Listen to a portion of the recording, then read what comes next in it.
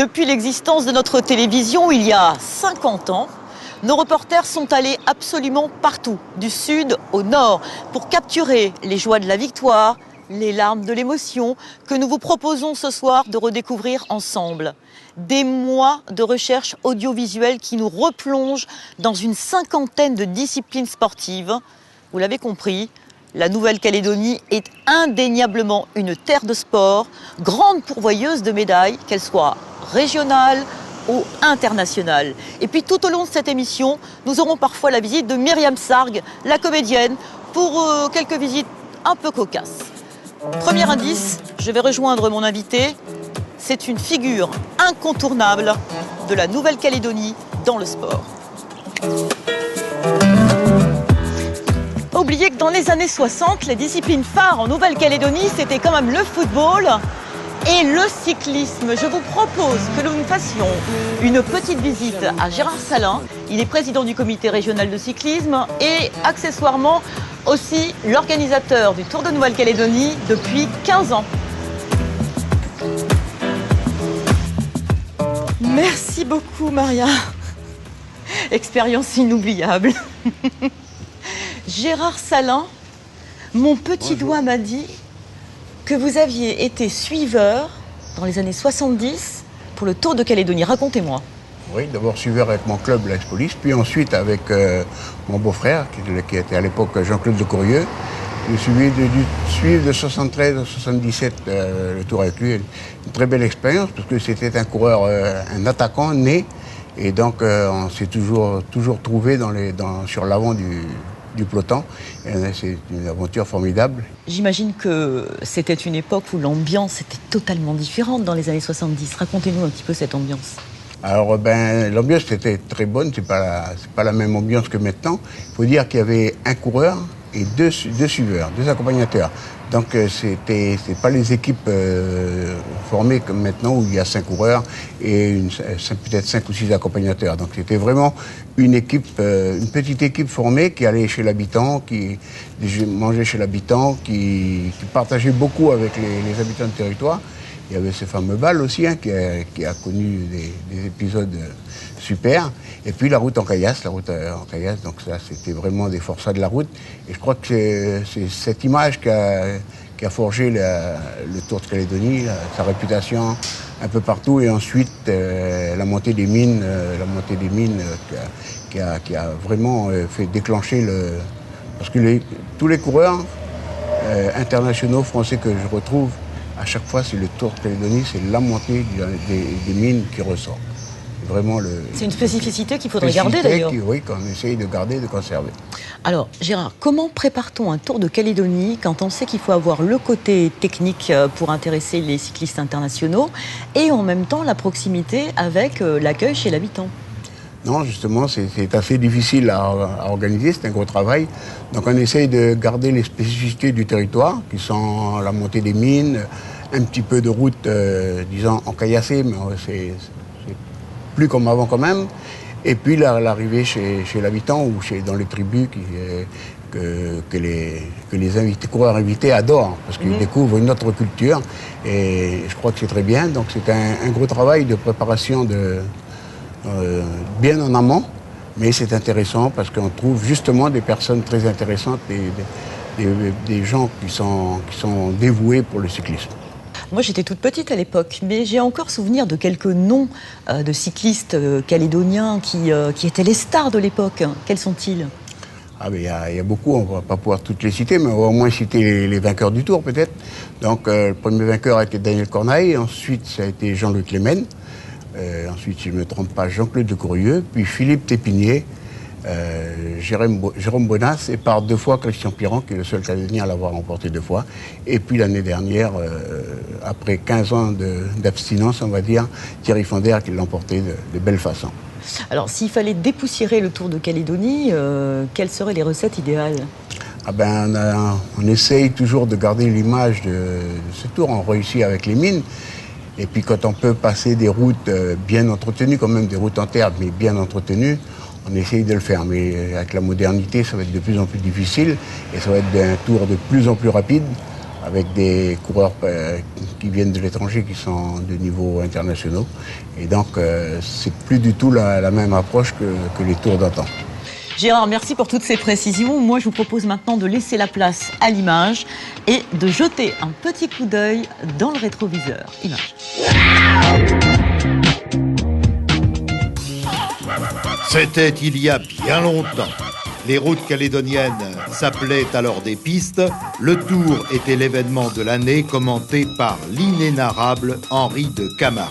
Outre la star des ondes, sur la route, le public a les yeux de Chimène pour Rodrigue Cornaille qui, avec Fausto de Maria, lutte contre les néo et australiens qui viennent sur les cailloux du Caillou ramasser poussière et CFP. C'est aussi l'époque des dernières heures des nombreux bacs de la côte Est. Daniel Cornaille, l'aigle de Nouméa, avait encore son plumage juvénile et un sacré punch qui lui permettait de devenir le seul coureur ayant inscrit son nom au palmarès de la grande épreuve et du Tour.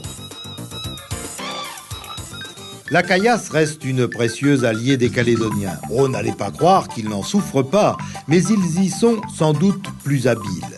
Dans cette étape, le peloton va escalader et dévaler Bogen, un morceau d'anthologie du Tour.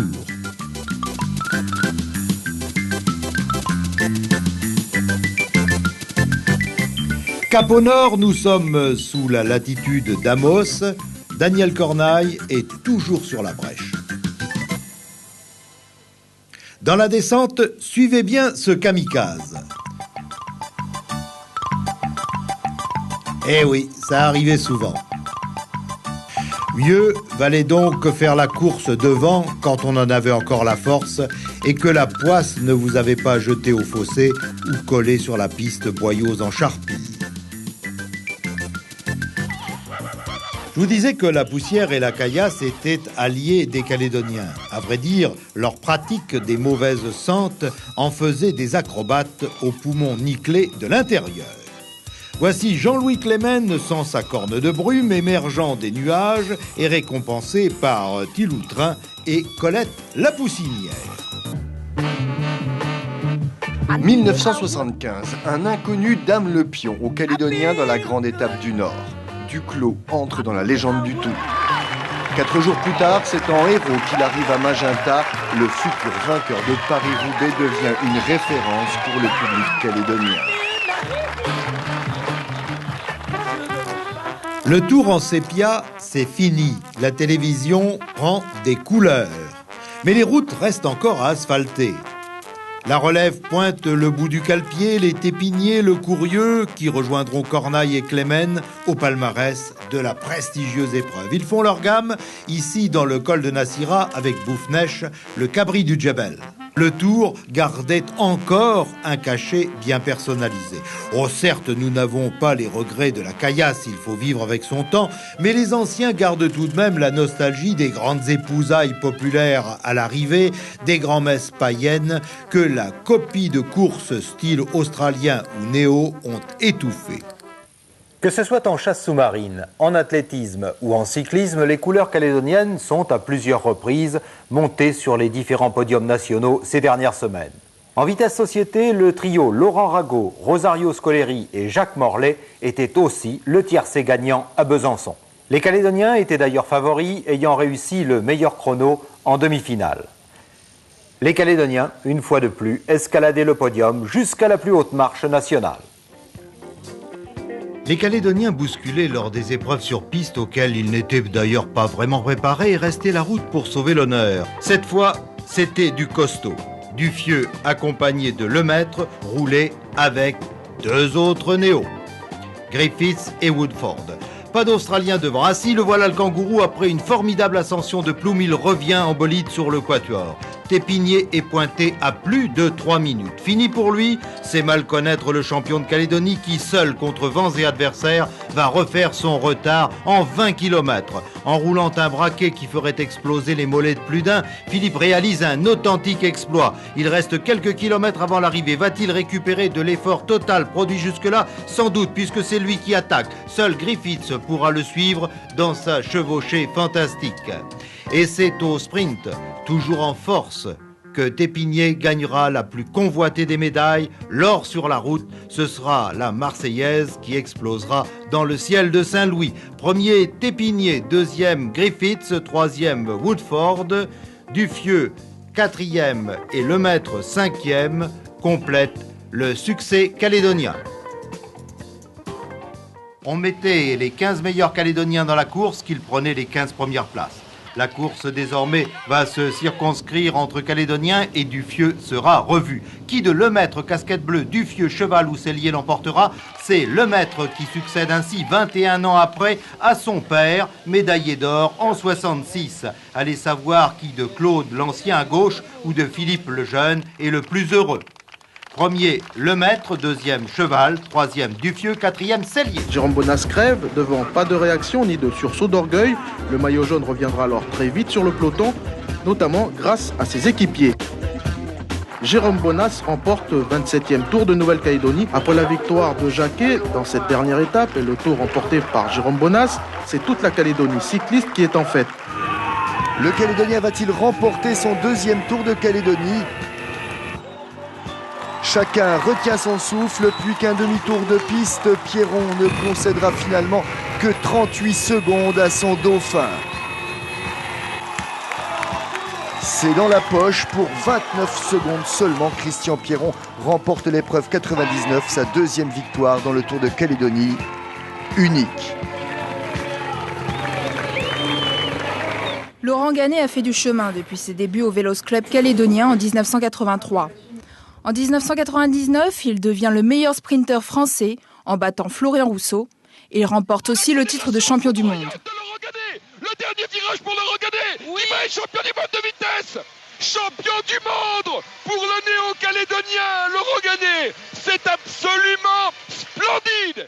Des cris de joie et des embrassades, l'équipe du HP7 félicite son maillot jaune Thierry Fondère. Le 25 octobre 2014 est à marquer d'une pierre blanche. En remportant le 44e Tour cycliste de Nouvelle-Calédonie, Thierry Fondère devient le 7e Cagou à prendre le maillot jaune. Le sport, c'est un petit peu comme la télé. Il y a ceux qui sont devant la scène et puis il y a ceux sans qui rien ne serait possible. La preuve en image. Bonjour Véronique. Bonjour Myriam. Qu'est-ce que vous faites? Est-ce que je peux vous aider? Oui, vous pouvez donner un verre d'eau ou une orange aux concurrents qui vont passer. D'accord. Merci, est-ce que j'avais soif? Alors, Véronique, vous encadrez, vous soutenez, vous assistez des milliers de sportifs chaque année à travers les grands événements populaires du pays, comme les raids, la gigawatt ou encore la transcalédonienne, entre autres. Vous donnez sans compter comme ça depuis combien de temps en tant que bénévole? Depuis une vingtaine d'années maintenant. Ah tenez mon bras, vous n'avez pas l'air très bien. Attendez, un petit peu de glucides, hop, voilà. Et un petit peu de vitamine aussi. Donc si j'ai bien compris, Véronique, sans vous, pas d'événement possible? Pas de possibilité de concurrence sur le raid s'il n'y a pas de bénévoles, oui, effectivement. Parce qu'on est 2 par CP, ce sont les points de contrôle et on est là pour leur donner à manger, mais entre autres, on les pointe, on prend le numéro de dossard et l'heure de passage. Quel intérêt est-ce que vous y trouvez? Bon, bien sûr, à part de voir de beaux athlètes aux muscles saillants suer. L'intérêt, c'est d'être au milieu de la nature, de pouvoir approcher des endroits où on n'irait pas, quoi. En fait, grâce au raid, on voit des paysages et on va dans des tribus, on rencontre du monde et on ne ferait pas ça tout seul, quoi, en fait. Voilà. Et est-ce que vous avez un souvenir de triathlon qui vous a marqué ou alors tout simplement un concurrent? Dans un raid, une concurrente qui s'est pris un bois dans la jambe. Mon Dieu. Et elle a voulu absolument continuer jusqu'au bout le raid, alors qu'elle était vraiment très très gravement blessée. Et son courage, avec un de ses coéquipiers, qui est resté avec lui, le premier n'a pas voulu rester avec lui, avec elle, il est parti. Mais voilà, elle a été jusqu'au bout et ça, je trouvais que c'était courageux de sa part. Et c'est ça, c'est finir le raid. C'est le principal, c'est pas d'arriver le premier, c'est surtout de le faire jusqu'au bout. Ah oui, vous avez chaud, hein? Vous ne sentez pas très bien? Tenez, hop, un petit peu de vitamine peut-être. Tiens, hop là. Ça va? Ça va. Oui, écoutez, je le soutiens, non? Je le rafraîchis, je lui fais du bien. Hein? Puis l'important, c'est de participer, Véro, non? Tout à fait. Et ben voilà. Donc moi, je vous propose de revivre en images ces grands moments du sport puis rassemble chaque année de plus en plus de passionnés. «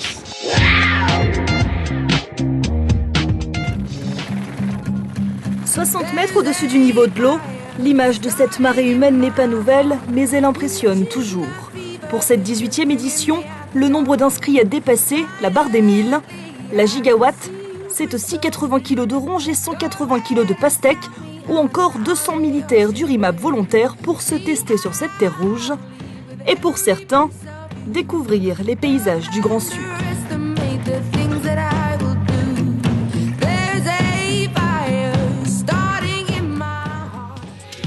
Le départ de l'épreuve de natation du tout premier triathlon du Soleil, c'était son nom d'origine en 1986, lorsque le COTRINC, le comité organisateur du triathlon international de Nouvelle-Calédonie, a donné naissance à cette épreuve devenue mythique. La discipline balbutiait alors. Elle effectuait ses premiers pas dans le monde. Les Calédoniens l'ont tout de suite adoptée. L'impulsion a été donnée par André Bargiban. Celui que tout le monde appelle Dédé avait fédéré une équipe de passionnés autour de lui pour offrir au public une épreuve spectaculaire dans la ville. Le succès fut immédiat. Les initiés se souviennent encore de Jean-Pierre Mamelin qui revient ici sur Philippe Tépinier, usé par le parcours à vélo. Un duel physique autant que mental. Ils se souviennent aussi de la victoire d'Alain Duhong, le tout premier vainqueur sur Lansvata, au terme d'une course à suspense. Patrick Vernet fait partie de ces triathlètes hors pair qui ont contribué à installer la discipline et à lui donner ses lettres de noblesse. Olivier Bargiban figure également parmi les grands animateurs du triathlon local, comme David Esposito ou encore Bénédicte Meunier ici à la 20e édition. L'inoxydable Patrick Anéoui, l'un des chouchous du public, son parcours personnel et l'histoire du triathlon local se confondent, son sourire est indissociable de l'épreuve. Avec la victoire d'Audric Lucini il y a 5 ans, l'ambiance avait atteint son paroxysme. Le jeune triathlète s'est élevé lui aussi au niveau national et il a offert à la Calédonie en 2010 la deuxième victoire d'un athlète du pays, 10 ans après Patrick Vernet. 7 heures, coup d'envoi de la Megamax, 71 km de tracé, 1700 mètres de dénivelé, c'est la nouveauté de cette saison. Pour le parcours le plus difficile, 51 cyclistes ont pris le départ.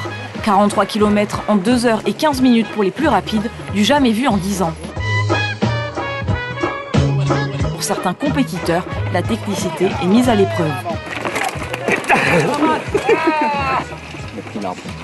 La méga rando n'attire pas que le gratin de la discipline et du cyclisme sur route, c'est surtout un événement convivial et familial.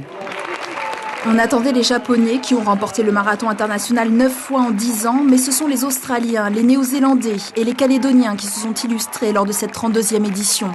Le licencié de la JSVDT Ludovic Lanceleur arrive 3e à 5 minutes du vainqueur. Cela faisait 30 ans qu'un Calédonien ne s'était pas octroyé une place sur le podium. 3, 2, 1, 0. Premier départ ce matin de la traversée Lansvata île aux Canards. Très attendu dans cette traversée, Olivier Saminada, le nageur du club de l'Olympique, creuse l'écart dès les 5 premières minutes de la compétition. Jérémy Verlaguet le suit de très près. 5 minutes avant la ligne d'arrivée, les deux licenciés prennent la tête de la course. Olivier Saminada peut tranquillement savourer sa 10e victoire. Blotti entre la Chaîne et la rivière, la tribu de la Tchamba a offert un accueil simple et chaleureux aux Transcalédoniens. 6h30 samedi matin, l'aurore déploie ses premières couleurs et les raiders s'élancent pour plus de 34 km. La première partie du parcours ne présente pas de difficultés, alors on profite du plat pour courir. Les réjouissances du dénivelé débutent au 4e kilomètre, peu avant le premier PC. Un parcours magnifique, les gens sont super sympas, la tribu est super, le camelback est super chiant à remettre, tout va bien.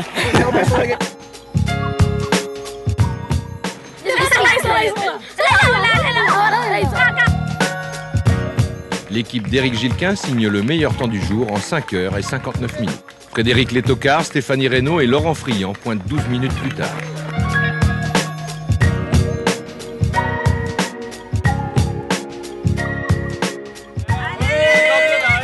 Physiquement, je suis morte, c'est bon.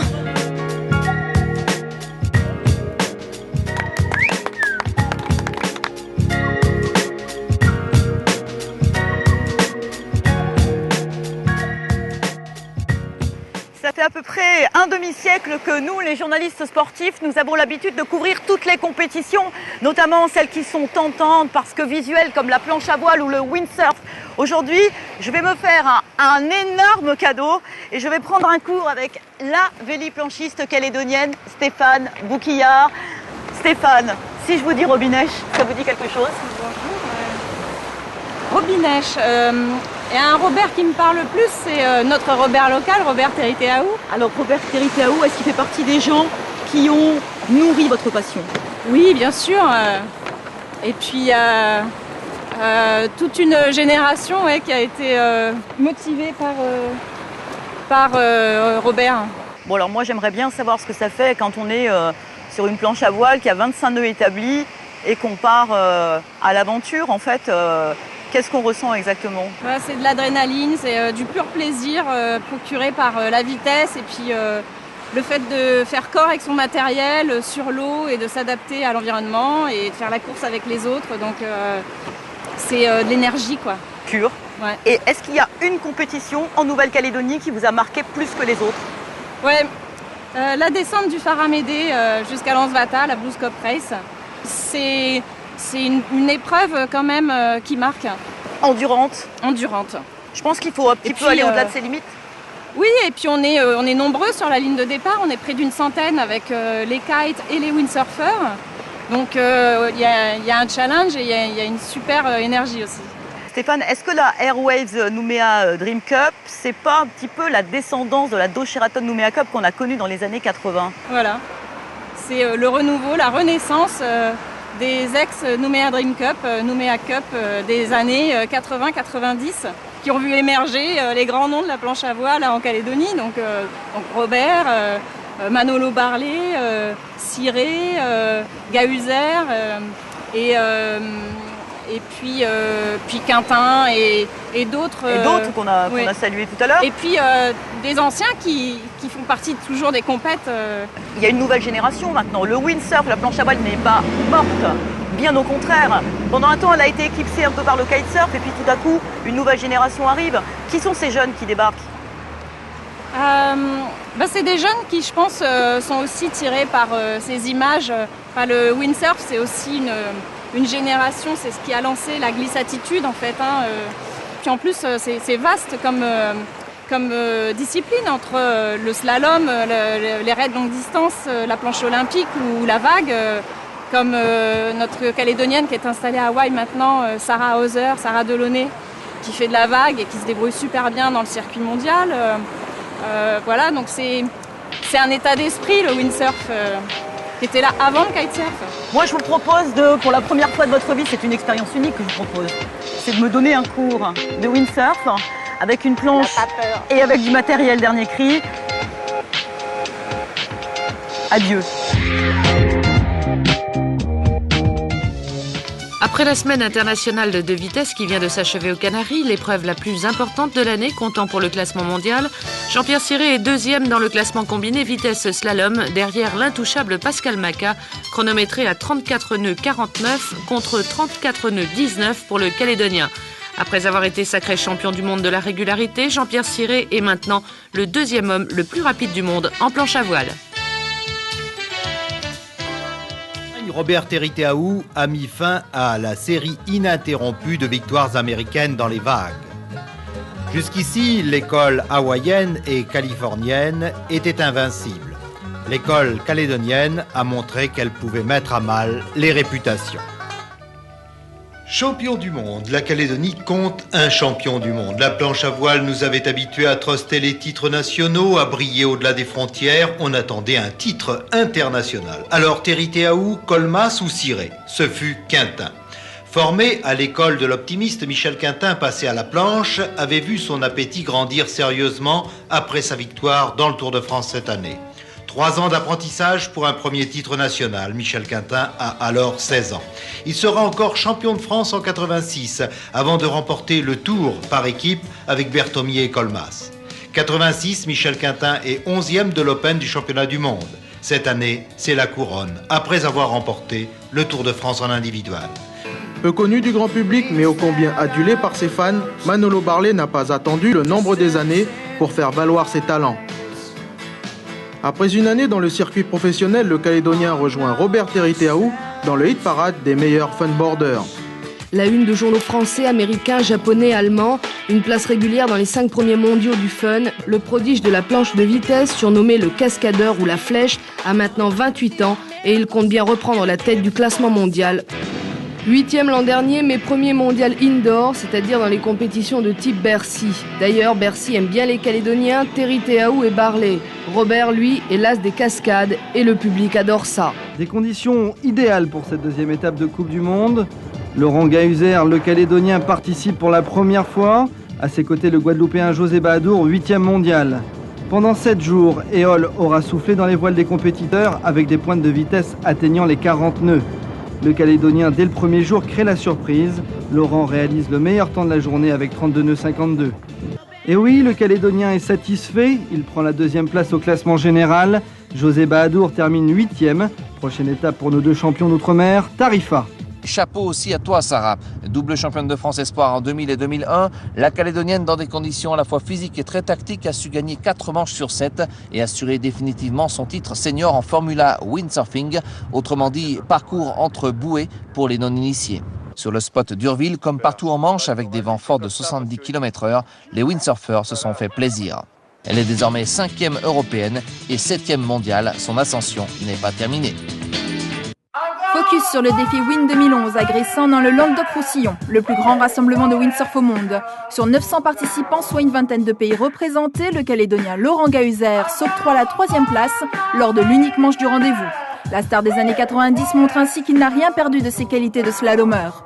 À noter de plus la belle performance de la Calédonienne Sarah Hébert, elle est classée 3e féminine de la compétition. Thomas Goyard sur une planche à voile, c'est un plaisir pour les yeux. Depuis 2010, Thomas a remporté de nombreux titres en planche olympique. Les championnats du monde chez les moins de 19 ans, ceux d'Europe chez les moins de 21 ans, ainsi que les championnats de France seniors. Un palmarès qui fait de lui l'un des meilleurs véliplanchistes de sa génération.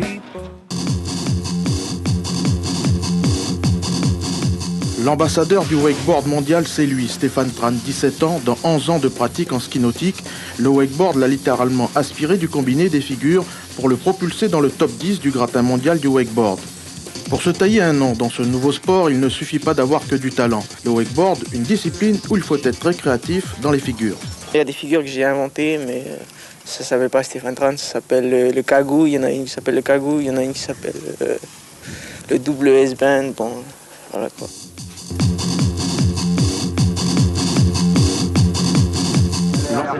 Quand Tom Hébert va à la bagarre, il ne perd pas de temps. Le Calédonien est plutôt dans le genre spectaculaire dans ses hits. Ces 2 séries de finale lui donneront, comme l'an dernier, le titre de champion de France, avec 100 points d'avance sur son second.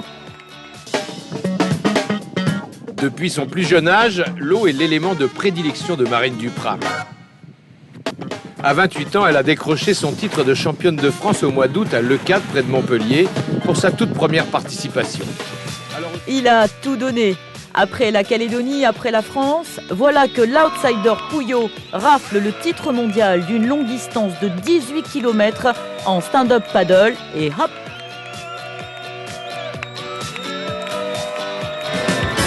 L'homme aux gilets jaunes, c'est Jérôme Le Gall. Son palmarès pour 2010, champion d'Italie, champion d'Europe, vice-champion du Mexique et champion du monde en titre. J'ai quand même fait un beau voyage de 7 minutes là. Ce soir, j'avais envie de faire cette performance-là pour remercier tous les gens qui m'ont soutenu l'année dernière pour le championnat de France. C'est à eux que j'ai dit cette soirée en fait. Pierre a découvert la compétition il y a 5 ans en arrivant en Nouvelle-Calédonie. Depuis, il accumule les titres au niveau local et national. Vice-champion de France 2012, champion de Nouvelle-Calédonie 2013 en dynamique sans palme. Il s'améliore en s'entraînant plusieurs heures par semaine. Il y a un peu plus de 20 ans, ils étaient déjà là pour la plupart à surfer les vagues du récif de Guaro, mais ils n'étaient alors qu'une poignée. Aujourd'hui, la relève est là, avec un style un peu plus radical sur les vagues, qui n'a pour autant rien à envier aux figures d'époque des premières heures du longboard. Pas de tube pour John, mais une prestation qui lui vaut une place de champion devant Roderick Kirsch et Laurent Cressly, qu'on ne présente plus dans les compétitions de surf. Face à la relève, les premiers surfeurs de Calédonie ont su évoluer avec le surf. Jenna Sinedrawa, 19 ans, vient de remporter la médaille d'or des derniers Jeux du Pacifique.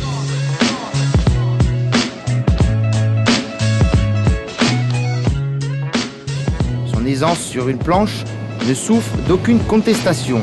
Elle souhaite donc être le fer de lance d'un surf féminin peu exercé en Nouvelle-Calédonie.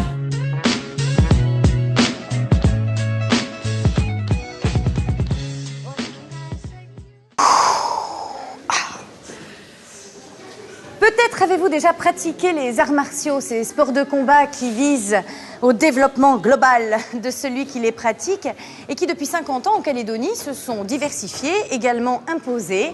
Et qu'est-ce que t'as à me regarder comme ça? 2 secondes.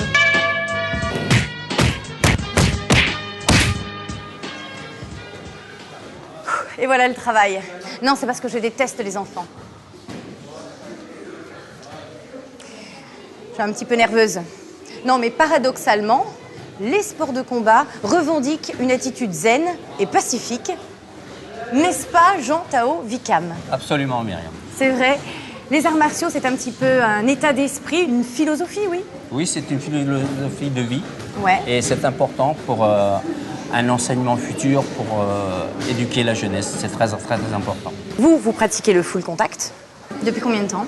Le full contact, ça doit faire 35 ans. Voilà, mais ce n'est pas la seule discipline que vous pratiquez au sein des arts martiaux.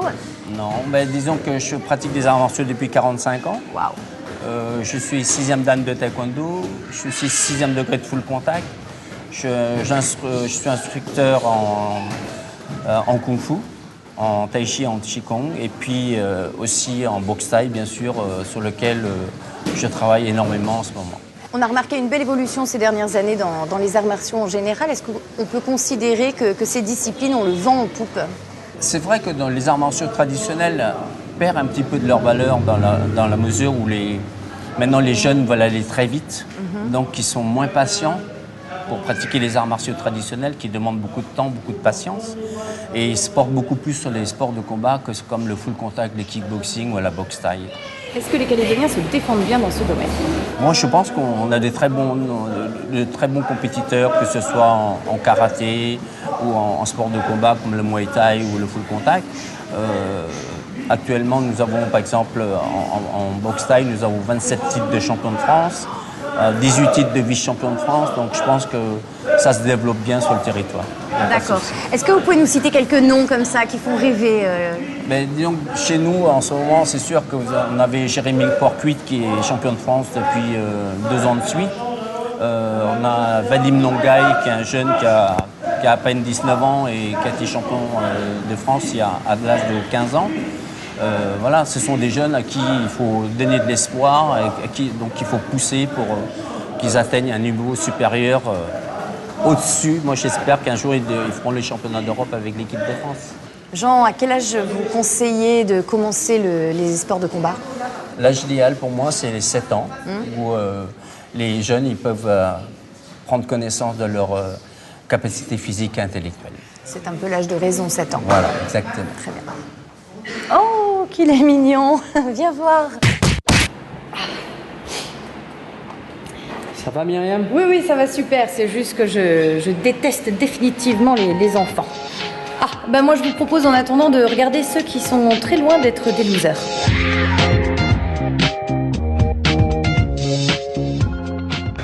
Avec 11 médailles d'or sur les 17 attribuées au cours des 3 derniers Jeux où il figurait au programme, le judo sera cette année encore à Suva l'un des meilleurs atouts de la Nouvelle-Calédonie. On retrouvera d'ailleurs pratiquement les mêmes qu'à Guam en 1975, Guam où les Calédoniens avaient réalisé un véritable festival, empochant 5 médailles d'or sur 6, 3 d'argent et 2 de bronze. Durant 3 jours, l'arène du sud de Païta est devenue le haut lieu du judo. Sur le tatami, les meilleurs judokas d'Océanie s'affrontent. Le public avait les yeux braqués sur les Kagous, en particulier sur Teva Goriou. Face à lui, l'Australien Diego Barreto, 2 pointures du judo pour une finale attendue. Au bout de la 4e minute, la rencontre tourne à l'avantage de Goriou sur un mouvement d'épaule.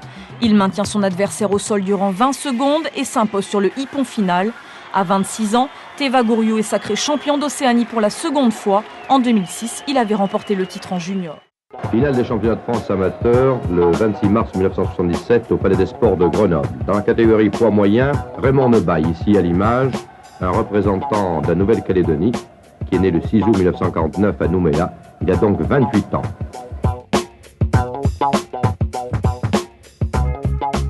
La première reprise revient manifestement au Néo-Calédonien. Il faut rappeler d'ailleurs qu'il est médaille d'or des Jeux du Pacifique en 1975 et il avait été déjà en 1971 médaille d'argent de ces mêmes Jeux du Pacifique.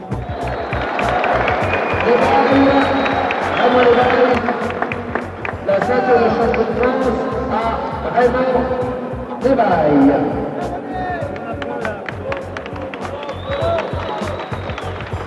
Dans la catégorie poids lourd, Dominique Natou, le champion de France sortant, à peine âgé de 20 ans, affronte Vincent Cafoa. Et on se demande, au début de ces 3 reprises de la finale du championnat de France, ce qui va prévaloir de la boxe théoriquement très élaborée du champion de France ou de la puissance de Vincent Cafoa.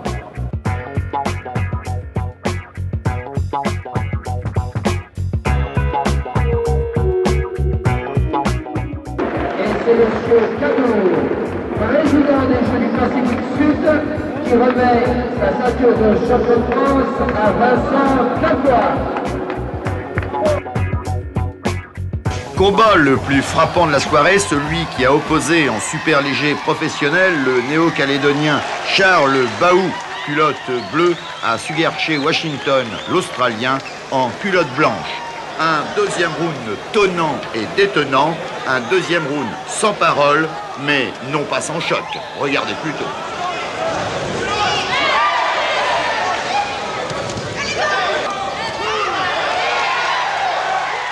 Au revoir et à bientôt. Lorsque Nicolas Dion boxe, c'est une véritable machine à frapper qui se met en branle. Un engin puissant, technique et rusé, au point que le Tahitien Claude Roua est tombé dans tous les pièges du mi-moyen calédonien. Après 2 ans de compétition en France, Nicolas Dion redonne du punch à la boxe amateur du Caillou. Autre victoire locale, celle de Dariki Goa face à Victor Taouéré en léger. Goa, médaillé de bronze à Guam, a tenu tête aux assauts du Tahitien en orange.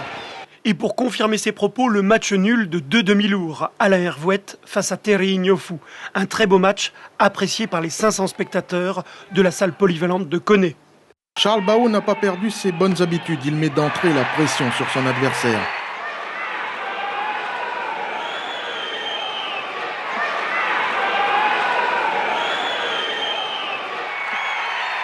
Avec cette victoire, Charles Baou offre à la Nouvelle-Calédonie son premier titre mondial de boxe professionnelle. Premier combat des tout premiers jeux de John Trouillet ce matin.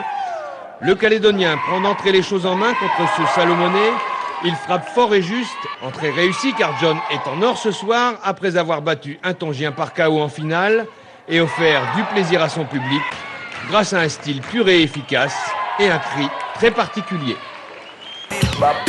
Elle n'a pas encore 18 ans, mais elle est déjà prête à disputer sa première compétition de niveau mondial. Alana évolue dans le taekwondo depuis son plus jeune âge, dans une famille où la discipline est omniprésente. Ancien taekwondoïste comme sa fille aînée, qui a décroché un titre de vice-championne de France. Pour Alana, le mondial mexicain est d'abord une récompense.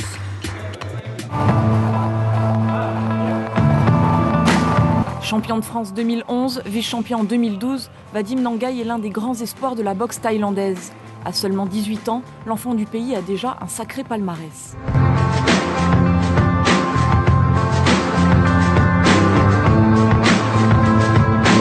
En finale, Min présente un kata Shitoryu plus subtil et basé sur le style que sur l'attaque, comme peut l'être le kata Insu. Il va battre sans rémission son adversaire Jean-Paul Wing de mots 3-0. Les juges ont apprécié. Mindak a d'ores et déjà, avec ce premier titre de champion de France, franchi un cap. Cela faisait si longtemps que le Caillou attendait cela. Mindak, le spécialiste de kata, souhaitait remporter un premier titre continental lors des championnats d'Europe de karaté à Budapest en Hongrie ce dimanche. Mais c'est l'Espagnol Hugo Quintero qui remporte la finale. Dak repart avec l'argent.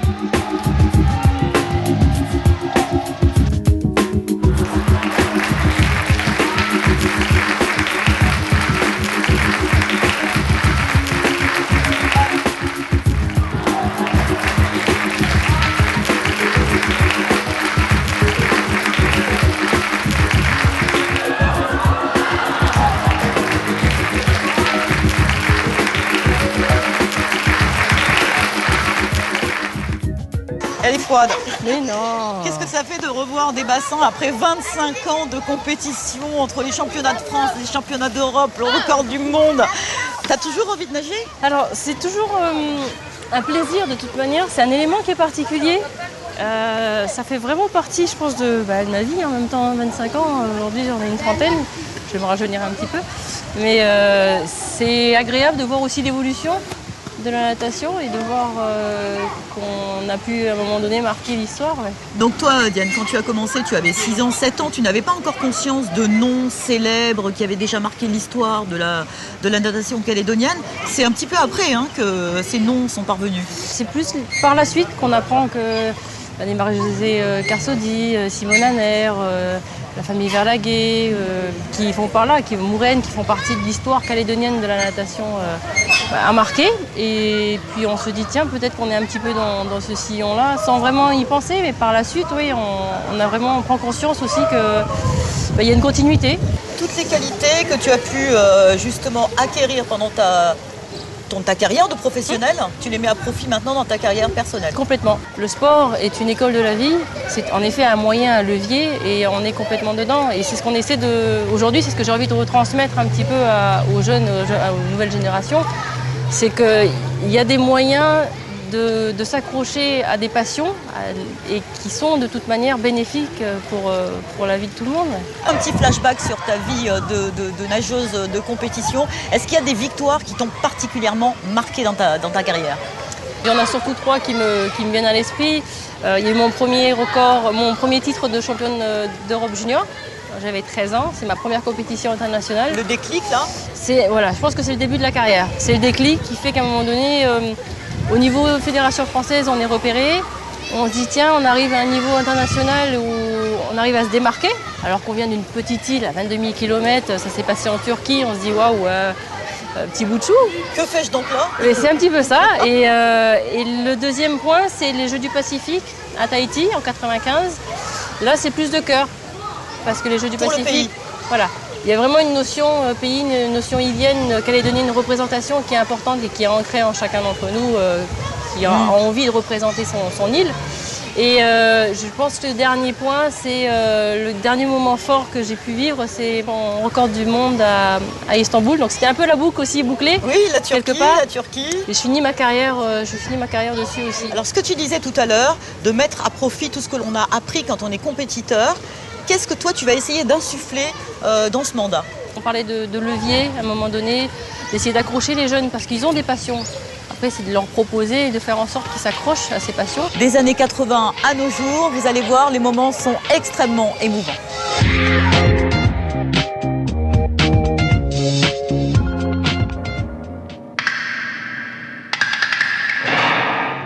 Je pense que Carsaudy, Mamelin, Simone Hanner et bien d'autres avaient vraiment d'énormes qualités. Mais je crois qu'actuellement, nous avons des garçons et des filles dont les qualités correspondent à celles qui existaient à l'époque. Je crois que la natation mondiale a fait des progrès phénoménaux et il est important que nous en fassions également. La grande chance de la Nouvelle-Calédonie, ce sera cette année encore Yolène Saminadin. Numéro 1 incontestable de la natation calédonienne, Yolène, qui avait ramené 6 médailles d'or de Guam, affiche aujourd'hui 19 ans. Spécialiste de libre et de dos, elle est particulièrement à l'aise sur 400 et 800 mètres. Deuxième grande chance calédonienne chez les filles, Patricia Legras, 16 ans et demi. Elle aussi était à Guam, d'où elle a ramené 8 médailles, dont 5 d'or. Papillon, brasse et surtout 4 nages sont les spécialités qu'elle affectionne. Ses records préférés, ceux du 200 et du 400 mètres 4 nages. Olivier ne compte plus les longueurs qu'il a effectuées dans ce bassin de 50 mètres. C'est ici à la piscine du Wentoro qu'il a débuté à la fin des années 80. Alors âgé de 10 ans, il montre des prédispositions pour les longues distances. Son endurance et ses qualités physiques, sa taille, son rythme cardiaque font de lui l'un des meilleurs Calédoniens de la discipline. Il participe à ses premiers Jeux du Pacifique à Tahiti en 1995. 4 ans plus tard à Guam, il bat plusieurs records et remporte 14 médailles, dont 13 en or. Suivent ensuite les championnats d'Océanie, de France. Toutes ces participations se traduisent par de l'or, de l'argent ou du bronze. Un palmarès qui fait de lui le nageur calédonien le plus titré à ce jour.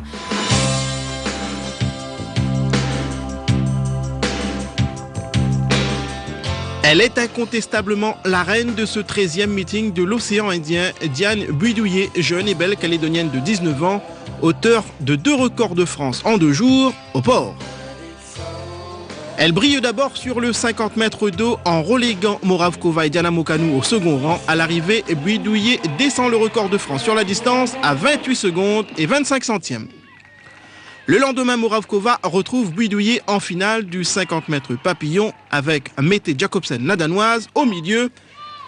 Et là encore, c'est très serré entre elles. Ça se joue à presque rien. Ça se joue en vérité à 18 centièmes. 18 centièmes en faveur de Moravkova. Buidouillet est deuxième, mais elle établit un nouveau record de France. 26 secondes et 79 centièmes. C'est un joli doublé. Regardez bien, elle est déjà loin devant les autres. Encore quelques mètres et c'est le record au bout de la ligne. Qui s'impose, un record du monde pulvérisé, sensationnel. Lara nage désormais sur le toit du monde avec un chrono de 4 minutes 40 secondes et 12 centièmes sur le 404 nages. Lara survole le temps minima et poursuit sa route vers les sommets.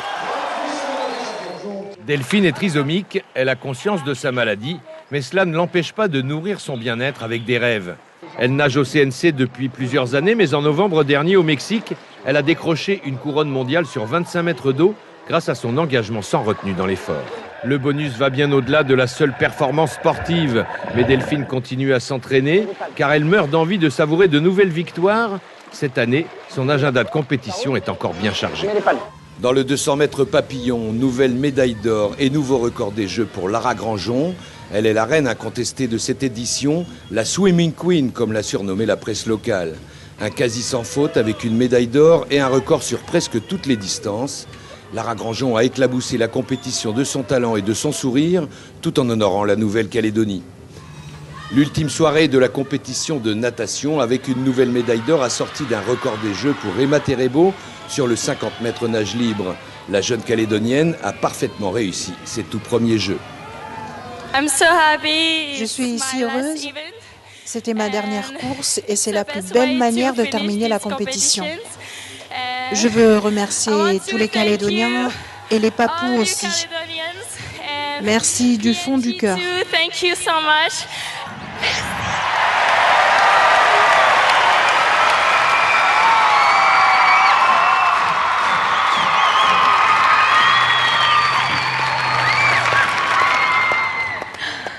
Ah les gars, non mais vous inquiétez pas, je ne veux pas vous voler la vedette, non. En fait, ce que je voulais faire, c'était juste me mettre à la place des grands athlètes qui ont gagné des médailles d'or notamment. Et voilà, être applaudi comme un seul homme, tout ce public pour moi. Voilà, je vous en prie.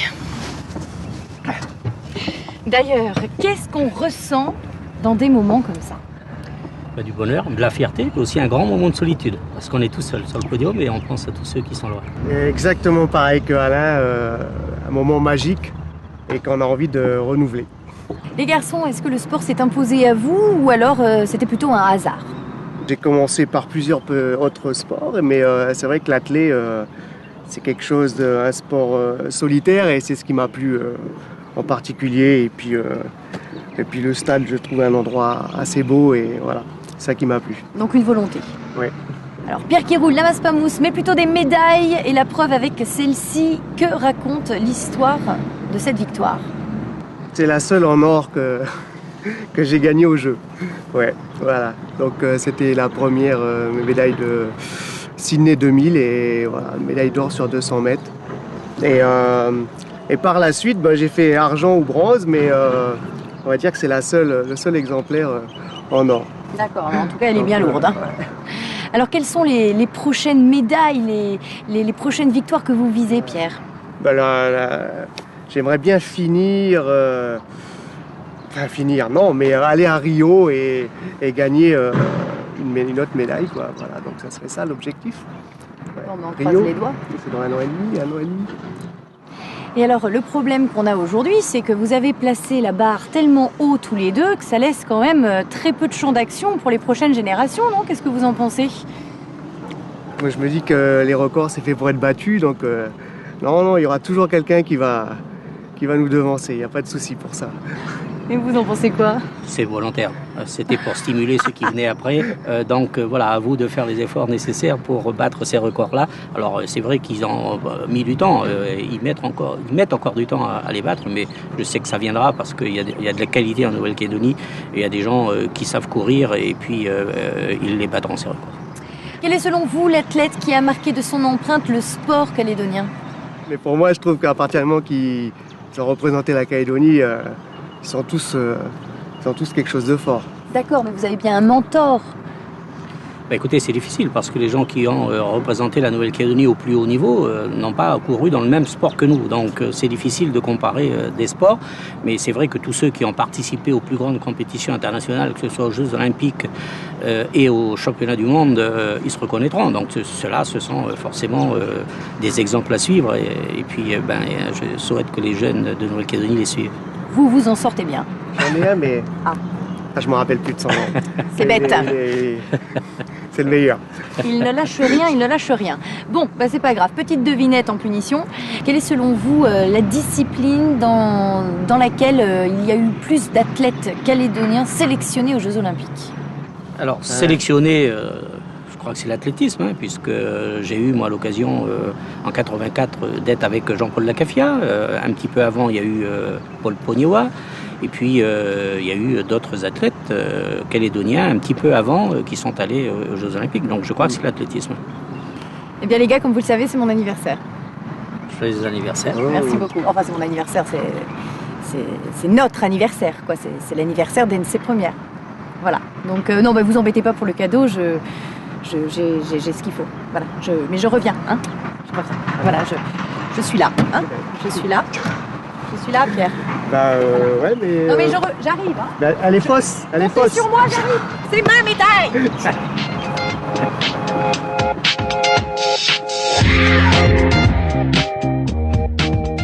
Frédéric, le voici. Il va, dès son second essai, lancer le marteau à 56,78 m. C'est un nouveau record des Jeux. Cela lui donne la première médaille d'or calédonienne de ces Jeux d'Apia. Ces Jeux du Pacifique qui se déroulent au Samoa en 1983 sont ceux qui auront marqué Frédéric Cassier. Il y décroche une médaille d'or et du coup fait mentir les pronostics qui donnaient le Tahitien du Oasé favori. 4 ans après l'argent aux Jeux de Suva, c'est une revanche.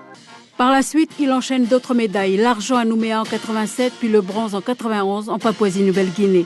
Chez Frédéric Cassier, l'athlétisme est une affaire de famille. Cela fait une dizaine d'années que ce jeune homme de 22 ans s'évertue à lancer le disque et le marteau. Mes parents notamment étaient de grands lanceurs et du coup c'était un peu normal que je perpétue la tradition familiale. Donc en fait, pour anecdote, dès ma sortie de la clinique à ma naissance, le lendemain j'ai atterri au stade. En plus le jour où je suis sorti, c'était pendant la Coupe des lancers. Champion de France au lancer de disque en 2007, champion en équipe de France en 2008, médaillé d'or pour le lancer de marteau mini-jeu de Cook en 2009, il envisage de devenir éducateur sportif. Le parcours de Brigitte Ardel est hors norme. Quasi indétrônable dans la région pendant plusieurs Jeux, elle incarne surtout l'état d'esprit des sportifs de haut niveau qui conjuguent la performance et la volonté d'honorer le maillot de son pays. Entre ses premiers Jeux à Guam en 1975 et ses derniers à Tahiti en 1995, Brigitte Ardel a décroché 13 médailles d'or grâce à une complicité explosive avec son mentor.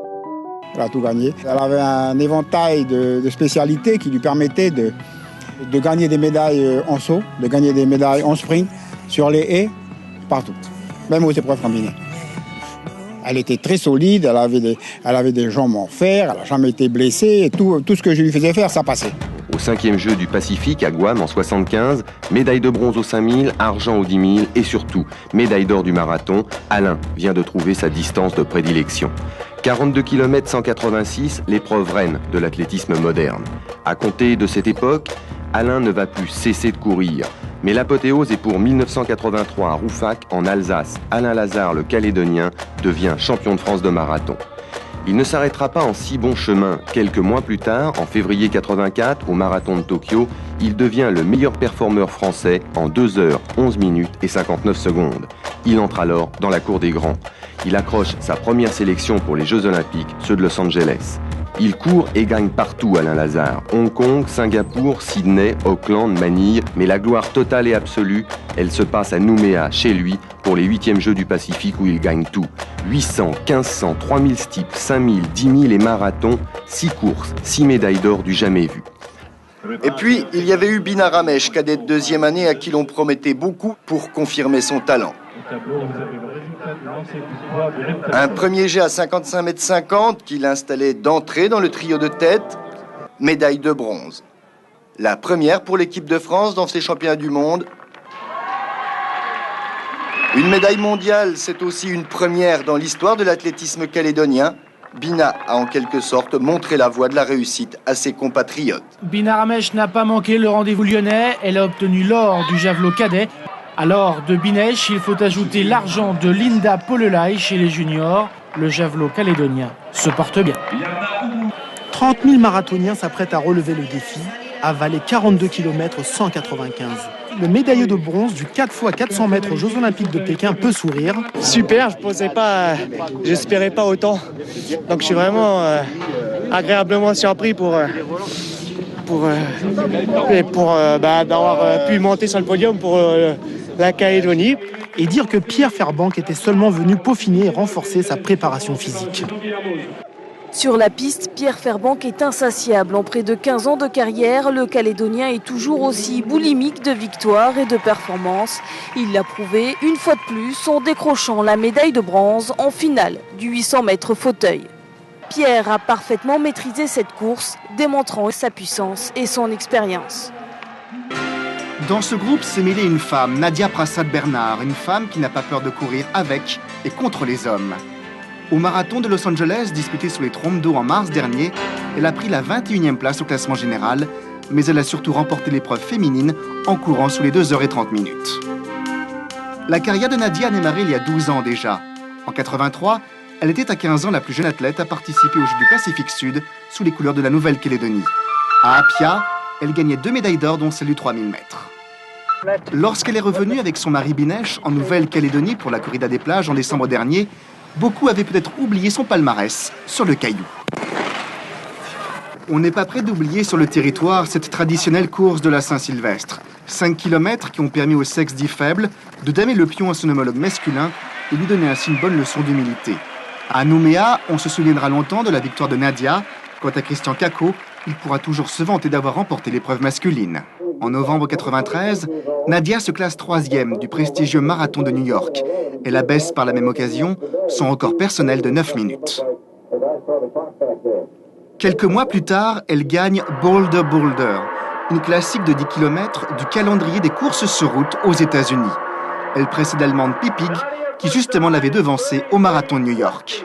Du Pakistan au Samoa, du Japon à l'Australie, ce grand rassemblement des handicapés a trouvé à Pékin un lieu d'expression à la mesure du pays organisateur. Le ciel était à la fête. L'ambiance faisait vivre les tribunes d'un stade olympique, théâtre privilégié des exploits calédoniens qui, dès la première journée, se signalaient à l'attention de la presse chinoise. Bien sûr, ce sont les lanceurs qui ont alimenté la moisson calédonienne à grands coups d'exploits.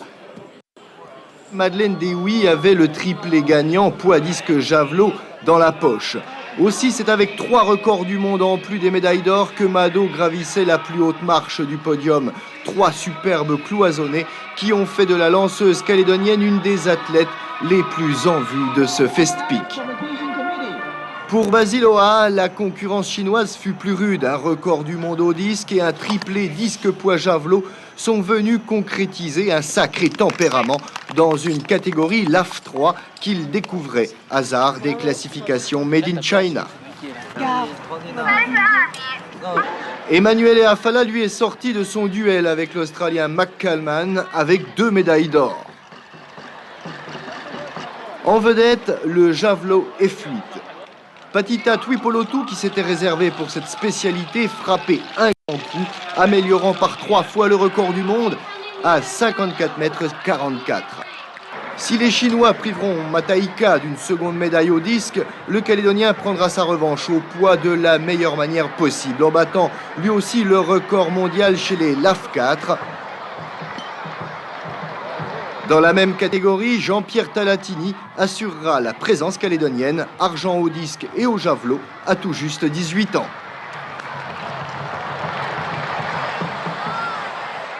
La dernière des 15 médailles d'or glanées sur le stade olympique, Henri Sipa ira la décrocher dans une épreuve qu'il découvrait à cette occasion, le pentathlon. Lancer, course fauteuil, un cocktail à la mesure du polyvalent Sipa, qui aura dû tout de même aligner ses 5 travaux dans la seule journée. À son compte, 3 médailles d'argent à Pékin, une pour Joseph Sioné-Poé, ici en moins de 100 kilos, 2 pour Tokeleze Puluivea en plus de 100 kilos. Autre exploit, celui de Thierry Chibonne. L'enfant de Mou Lifou s'est emparé d'une deuxième médaille d'or au javelot, réalisant un nouveau record du monde. Le Calédonien s'est distingué avec un jet à 43 mètres 25, s'imposant devant l'Ukrainien Kolos. La veille, je vous rappelle que Thierry Chibonne avait signé un premier record du monde au disque. Dans le tableau des médailles, après les compétitions de mardi, la France est au 5e rang avec 53 médailles, dont 19 en or.